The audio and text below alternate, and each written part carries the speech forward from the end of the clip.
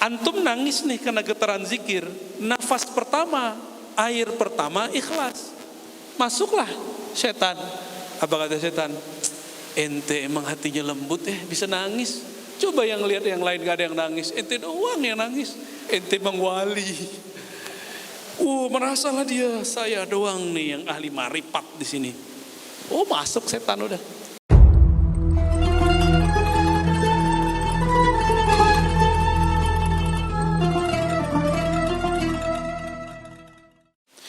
Assalamualaikum warahmatullahi wabarakatuh.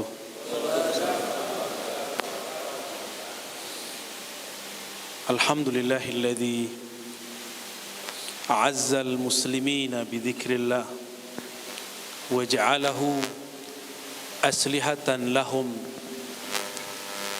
fi akhir az-zaman. Amma ba'du, Allahumma salli wa sallim wa barik ala sayyidil wujud, sayyidil qawnain wa ala alihi wa ashabi jema'in. Allahumma ya ahad, salli ala Ahmad. Allahumma ya ahad, salli ala Muhammad. Allahumma ya ahad, salli ala al-mahdi khalifatika ya ahad. Yang saya cintai, sahabat saya, Kiai Sahib, semoga dalam ridha Allah SWT. Terima kasih sudah memimpin kita semua untuk berzikir, mengundang malaikat-malaikat sayyarah, mengundang malaikat-malaikat tawafin. Kalau sekarang sayyarah itu artinya mobil ya. Dulu sayyarah itu sebutan untuk malaikat pemburu majelis zikir. Antum sadar atau tidak, saat orang berzikir itu para malaikat manggil, sini ya, dia majelis zikir gitu. Dan yang unik, malam Selasa itu jarang ada majelis zikir dan mereka banyak kesini. Ya, cuma sayangnya orang Rumi dikit sekali kesini ya. Kita ini kurang bersyukur. Antum kalau keluar negeri, di Prancis, di Inggris, itu ruko-ruko, rumah-rumah kecil dijadiin zawiyah, dijadiin ribat, kecil banget. Saya dulu berpikir buat zawiyah thariqah itu harus pesantren, enggak. Pulang dari sono, ada sahabat kita nawarin ruko, langsung saya terima. Itu tawaran keempat apa kelima gitu. Dulu ditawarinnya, Ustadz terserah, Buya terserah mau dipakai apa, mau ke bisnis boleh. Lah saya bukan pebisnis, saya orang Minang, orang Padang, tapi nggak bisa dagang, nggak bisa dagang Pak ya. Terus gimana? Saya bisanya ngajar Pak. Ya udah, terserah Buya deh. Akhirnya kita buat jadi zawiyah ribat Nauraniyah. Ya, tadinya mau kita pindahin ke Bogor, tapi isyarat yang kita terima cukup di Ciputat aja, ruko aja dulu 4 lantai. Alhamdulillah. Sekarang antum dapat nih berapa lantai nih, Beb? 3 lantai, atasnya udah jadi masjid gede begini. Masih gak mau datang. Ya salam. Kebangetan itu ya. Tapi ini semoga karena hujan ya. Tapi ini udah rame nih, Beb ya. Udah rame nih. Kalau Munuan kurang rame ini untuk daerah padat kayak di Jakarta dan ya Ciputat. Jiwa-jiwa yang dominan, jiwa malakiyahnya, jiwa malaikat di dalam dirinya, dia akan memburu majelis zikir. Jiwa-jiwa yang rohaninya, jiwa an-nafs ar-rabbani, maka dia akan mencari majelis-majelis ma'rifat. Tapi jiwa-jiwa yang di dalamnya ada bahimiyah, dia cuma akan mengejar tempat-tempat cari makan, tempat melepaskan syahwat. Jiwa-jiwa yang dalam dirinya ada sibaiyah, dia akan mencari tempat posisi-posisi yang bisa kemudian berlawanan dengan orang. Makanya mungkin di antara ini ada yang mantan-mantan preman, sukanya nyari lawan aja itu ya. Itu berarti jiwanya jiwa sibaiyah. Ada lagi yang gawat, jiwa syaitaniyah. Itu sukanya nipu mulu, nyamar jadi salik, nyamar jadi murid, nyamar dengerin sohbah, nyamar biasa. Tapi semoga yang hadir ini bukan yang nyamar. Ya. Mana ada munafik bisa tahan sama zikir, enggak? Enggak ada. Paling dia mikir, ngapain nirak-nirakin Allah, kan gitu. Paling gitu ngomongnya. Maka inilah rahasia zikrullah, dia bisa membakar sifat munafik. Kebakar sama dia itu.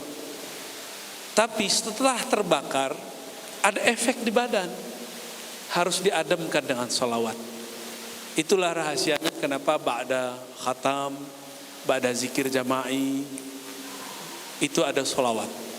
Supaya terasa sejuk di kolbu, sejuk dalam jiwa. Ya. Sejuk gak rasanya tadi? Ya, pas zikir panas gak? Antum ini kan udah pakai thariqat Naqsyabandiyah yang mujaddadah, yang sudah direvisi. Kalau usulut thariqah yang al-awail, usulut thariqah Naqsyabandiyah awal, ini pertama az-zikrul khafi. Zikir khafi. Zikir kita tadi khafi atau jahar? Jahar. Ini sudah direvisi karena sudah akhir zaman. Zikir khafi itu di Naqsyabandi cuma satu, Ismul Jalalah, Allah. Itu aja. Tadi dizahirkan. Ada nggak dalilnya zikir Allah? Kata orang seberang, itu bid'ah. Gimana jawabnya? Bid'ah nggak?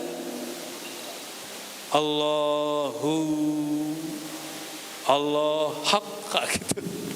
Kalau nggak ngerti kan, apalagi pas nyebut Allah hai, kan gitu tar jadinya. Kalau nggak ngerti artinya toh, padahal Allah hayyu qayyum kan begitu. Apa dalilnya? Dalilnya adalah ayat pertama turun. Apa ayat pertama turun? Iqra bismi rabbikal ladzi khalaq. Bacalah nama, bukan dengan itu taukid. Maka bi di situ diartikan sebagai semacam taukid. Apa bahasanya? Pressure gitu ya. Ada penekanan. Bacalah benar-benar nama Rabbmu. Siapa nama Rabbmu? Allah. Maka zikirnya Allah. Itulah zikir Nabi secara khafi. Di awal-awal beliau diturunkan wahyu. Jadi yang kita lakukan itu sekarang dijaharkan. Aslinya itu khafi. Nabi itu setiap nafasnya zikrullah. Kita kan gak sanggup, maka dikasihlah sama guru limit 100, 500, 1000, 2500, 5000, kan gitu. Itu latihan aja tuh. Namanya latihan. Kalau kita push up, latihan ada angkanya nggak? Kalau silat, karate, mukul, namanya latihan ada angkanya nggak? Kalau lagi tarung pakai angka nggak? Enggak. Jadi kenapa di dalam thariqah zikir ada angka-angkanya? Latihan. Biar nanti kalau dipakai jadi senjata, dia refleks. Zikrullah silahul muridin. Zikir itu senjatanya murid. Masalahnya antum udah jadi murid belum? Kalau bermurid, murodnya siapa? Syekhnya siapa? Sanadnya kemana? Harus jelas dan terang benderang. Jangan-jangan kita baru calon murid, maka zikir kita belum jadi senjata. Kalau zikir dari senjata, air pun jadi sakti. Mata pun berenergi. Kata-kata pun terasa berat, tembus ke kolbu. Kalau sudah menjadi senjata. Tapi kalau baru menjadi gimmick, ya lumayan lah daripada nggak ada. Benar nggak lumayan? Benarlah kata Imam Notailah Sekandari. Imam Notailah ini sebelum Sidi Bahauddin Syah Naqsyaband, ya. Imam Bahauddin kan abad ke-8 9, ya. 800-an ya Pak ya. 400 berapa Bu ya? 470 ya. Sedangkan Syekh Ibn Athaillah 709. Jadi masa mereka berdekatan. Saat itu nama Naqsyabandi belum ada, baru ada Ghujdawaniyah. Ya. Beliau mengatakan la tatruki dzikra li'adami hudurika ma'allah. Jangan kamu tinggalkan zikir, jangan tinggalkan khotam, jangan tinggalkan majlis, jangan tinggalkan zawiyah, jangan tinggalkan ribat. Meskipun kolbumu belum connect dengan lisanmu, meskipun zikir getaran-getaranmu belum connect dengan yang memimpin zikirmu. Karena satu saat ketika obsesimu untuk mendapatkan rasa itu hilang, sirnalah sumber rasa. Di saat itulah muncul yang maha memberi rasa, baru zauknya muncul. Tapi kalau nyari-nyari rasa ya nggak dapat. Karena Tuhannya berubah jadi rasa. Kita ini bukan hamba rasa, kita ini hamba Allah. Maka jangan mencari-cari rasa, yang dicari Allah. Kalau dapat Allah, antum dikasih rasa, nggak dikasih rasa masih zikir nggak? Tapi kalau cari rasa, jadi juri mulu. Cek dulu kalau zawiyah sini kerasa nggak zikirnya. Kalau nggak kerasa, kayaknya pemimpin zawiyahnya, pemimpin zikirnya nggak connect deh. Pindah lagi. Hamba rasa. Nyampe di sono, kadang dapat, kadang nggak, redup-redup. Padahal yang masalah kolbu dia yang redup-redup. Kolbu dia yang padam-padam hidup, mati-mati hidup. Tapi yang dia salahkan orang. Jadi jangan bernafsu dalam berzikir, ya. Jangan nafsu dalam berzikir. Nafsu pengen nangis, perlu. Nangis itu semuanya bohong kecuali satu. Nangis karena takut kepada yang punya nama. Siapa yang punya nama? Allah. Antum nangis nih karena getaran zikir. Nafas pertama, air pertama ikhlas. Masuklah setan. Apa kata setan? Ente emang hatinya lembut bisa nangis. Coba yang lihat yang lain gak ada yang nangis. Ente doang yang nangis. Ente emang wali. Merasalah dia, saya doang nih yang ahli maripat di sini. Masuk setan udah. Masuk setan. Maka benarlah di riwayat Ibnu Mubarak ya. Al-buka tis'ah. Nangis itu ada 9 jenisnya. Kulluh kiz illa wahidan. Semuanya bohong kecuali satu. Apa itu? Tangis karena takut atau tangis karena rindu kepada Allah Subhanahu wa ta'ala. Apalagi sekarang disorot-sorot begini kan. Waduh, gawat ini. Tapi ketika orang sudah hilang rasa-rasa itu, yang dia cari adalah Sang Maha Pemberi Rasa. Mau disorot, gak disorot, mau orang banyak, gak orang banyak, mau depannya siapa aja, yang penting disebut nama Allah, dihormati. Imam Al-Qushairi punya kitab Syarah Al-Asma'il Husna. Mungkin nanti ada masanya kita syarah di Rumi ini kitab itu. Kali nanti, sabar Bib. Di muqaddimah kitab beliau bercerita cara-cara unik orang jadi wali Allah. Jadi ada seorang soleh udah berusaha jadi wali Allah gak sukses-sukses. Sekali dia lagi lewat di tong sampah, terlihat di situ ada kertas kaligrafi alif lam lam ha. Bacanya apa? Allah. Dia lihat ada di situ, merinding dia melihat ada nama Allah kok dibuang oleh orang ke tempat tong sampah. Itu ujian buat dia. Itu sampah udah kotor, dia ambil langsung tanpa dibersihan, langsung dia makan. Dia katakan, orang ini tega banget, nama kekasihku, nama penciptaku kok dibuang. Walaupun tadi terlihat jorok, sudah terkena kotoran, dia makan. Di saat itulah tubuhnya bergetar, kolbunya berdebar, jantungnya memompa darah menyebut nama Allah. Begitulah terus sampai terbawa tidur. Dia tertidur, Allah berkalam. Allah datang dalam mimpinya. Wahai hambaku, karena engkau menghormati namaku yang terbuang di sampah, aku angkat engkau jadi kekasihku. Sederhana gak? Udah ngajar sekian ratus kitab, hafal sekian ribu hadis, udah punya sanad ribuan syekh, gak jadi wali. Tapi dengan menyelamatkan satu simbol-simbol Allah, dia selamat. Itu kertas loh teman-teman, kertas.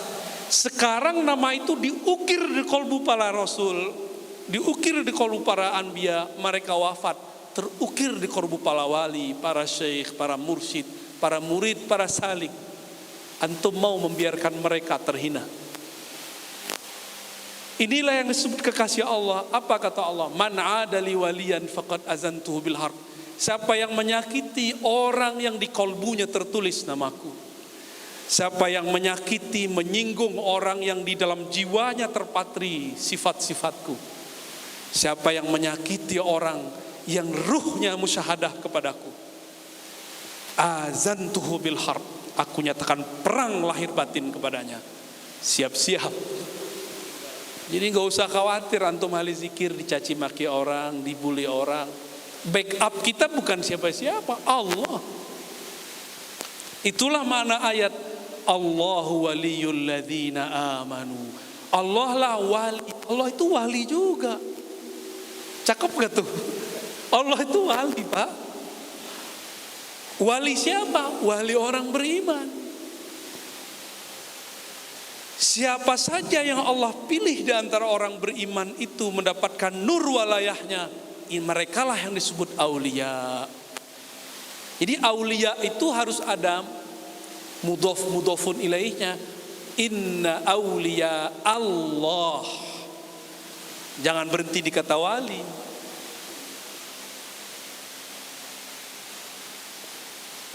Allah menyebut dirinya waliyul ladzina amanu, wali orang yang percaya.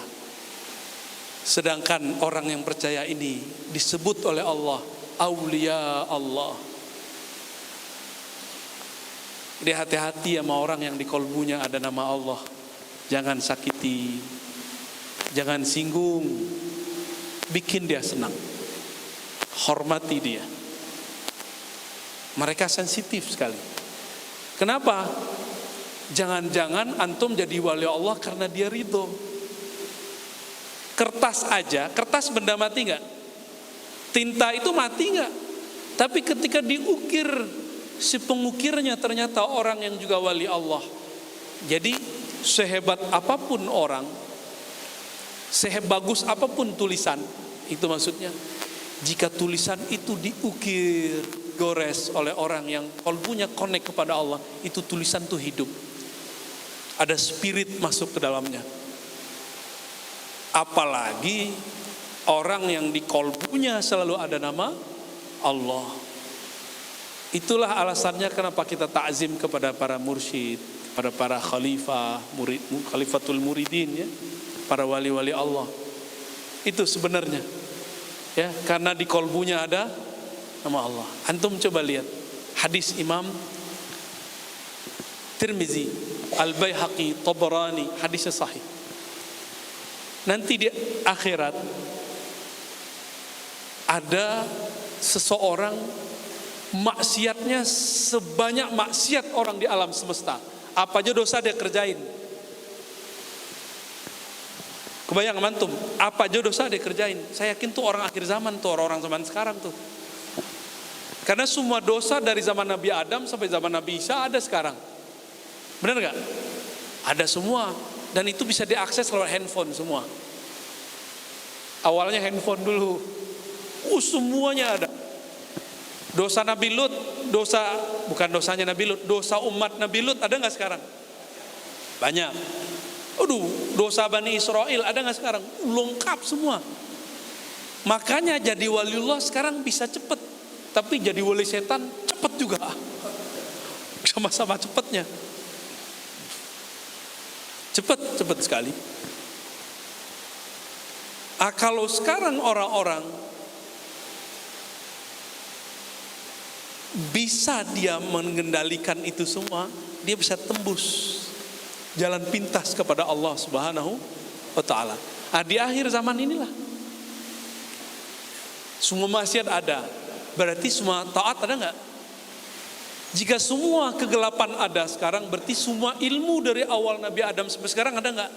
Makanya sekarang antum buka handphone sudah bisa buka semua kitab yang udah dicetak, bisa dicek. Dulu harus jalan dulu sekian negara baru ketemu, sekarang buka handphone jadi. Begitu juga ilmu ma'rifat. Orang ini dikeluarkanlah sijil oleh malaikat hisab. Malaikat hisab ini namanya ada khususnya, Ruman itu apa namanya. Dibukalah laporannya.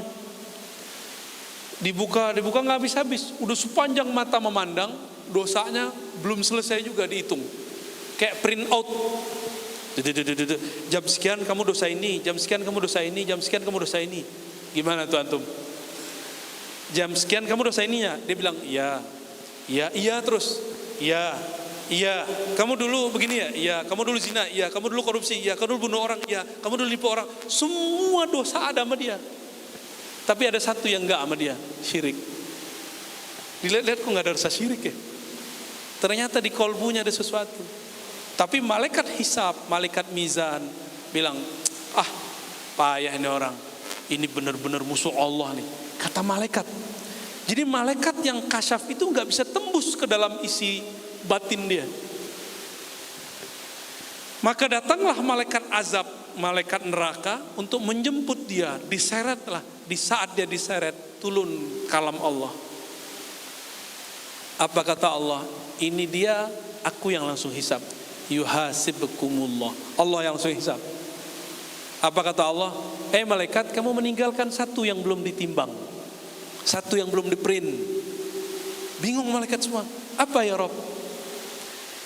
Bedah dadanya, keluarkan dari jantungnya apa denyut-denyut yang ada di sana. Dibukalah. Di riwayat Imam Tirmizi keluar lafaz la ilaha illallah yang dulu pernah ditalkinkan gurunya kepada dia. Di riwayat Imam Al-Baihaqi kisahnya sama tapi lebih ringkas. Inti la ilaha illallah apa? Allah. Keluar lafaz Allah. Itu berdenyut kayak jantung. Allah. Jadi jantungnya itu bunyi Allah. Seperti kata tadi Allah. Jadi lafaz yang tadi antum dengarkan itu dari bunyi jantung sebenarnya lalu dizohirkan. Itu sebenarnya ya. Begitu bunyi duk Allah duk. Maka kalau orang talqin di beberapa thariqat Qadiriyah, Samaniyah dan sebagian Naqsyabandiyah waktu zikir Allah itu diginiin Allah. Coba pejam matanya. Coba pelan-pelan. Hujam. Allah ke kolbu. Pegang jantung, dada bagian kiri. Baca. Allah.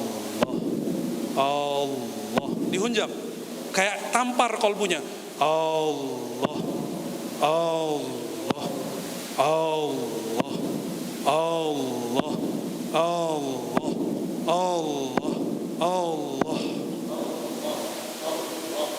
Muhammadur Rasulullah sallallahu alaihi wasallam.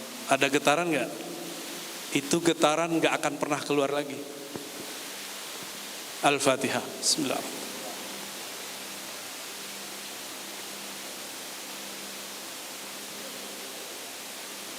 Bedanya kalau di Naqsyabandi nanti lidahnya dikunci. Kunci ke lidah, ke bagian langit-langit. Matanya dipejam, bahkan kepala pun tidak bergerak lagi. Hanya kolbunya. Allah. Enggak pakai lidah lagi. Saya cuma nyontohin doang. Jangan-jangan itu orang tarekat Hakoni kali ya. Jangan-jangan. Di kolbunya ada itu malaikat bingung. Wow, bingung malaikat melihat itu. Oh, geleng-geleng kepala mereka. Apa kata Allah? Fazinuhu, maka timbanglah nama Allah yang ada di jantungnya itu, namaku yang ada di jantungnya itu. Dibandingkan semua dosanya, di bagian kanan nama Allah, di bagian kiri semua dosa dia. Awalnya goyang-goyang begini, Lama-lama kolbunya terus malaikat geleng-geleng, ya Rob, ya Rob, ya Rob, ya Rob. Malaikat pun gak kasyaf sampai ke dalam itu. Mursyid bisa tahu mana yang lebih tinggi. Jangan jawab.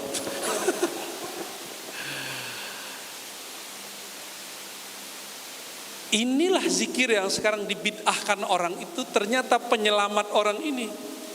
Maka berkalamlah Allah dalam riwayat Imam Tirmizi dan Imam Baihaqi. Wahai hambaku, seandainya kalimah itu, namaku itu ditimbang dengan langit dan bumi, bukan hanya dosa dia, langit bumi, maka lebih berat namaku. Jadi antum kalau mau jadi seorang yang kata-katanya berat, banyak-banyak zikir khafi.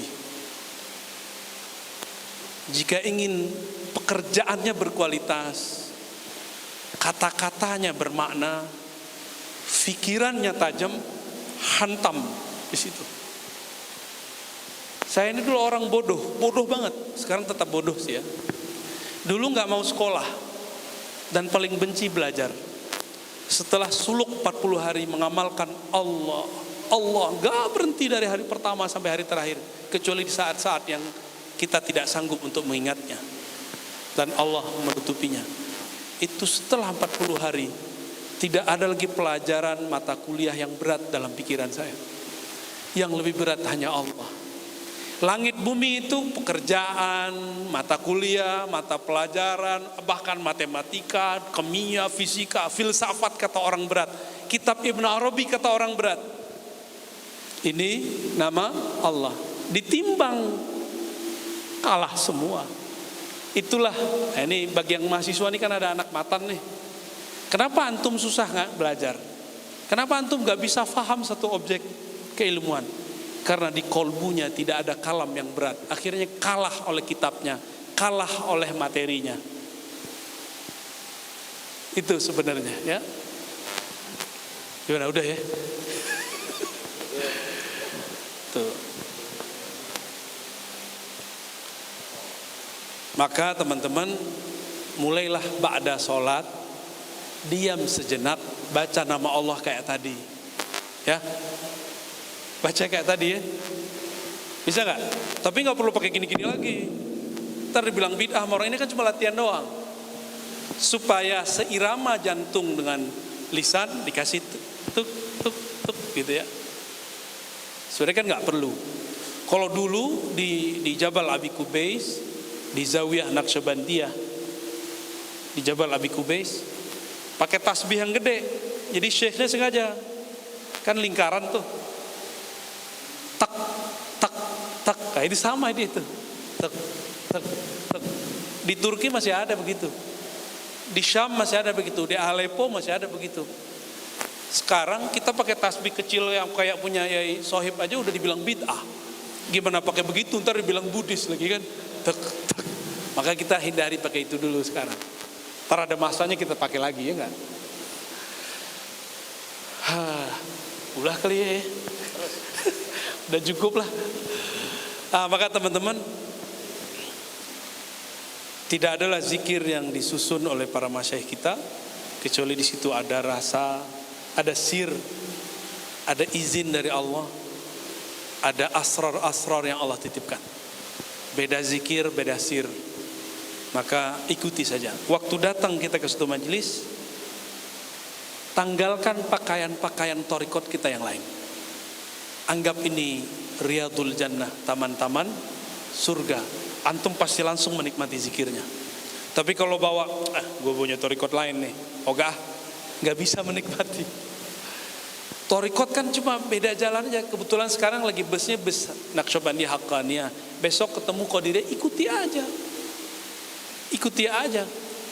Jangan pasang barrier dalam diri kita. Rahmat Allah kan luas.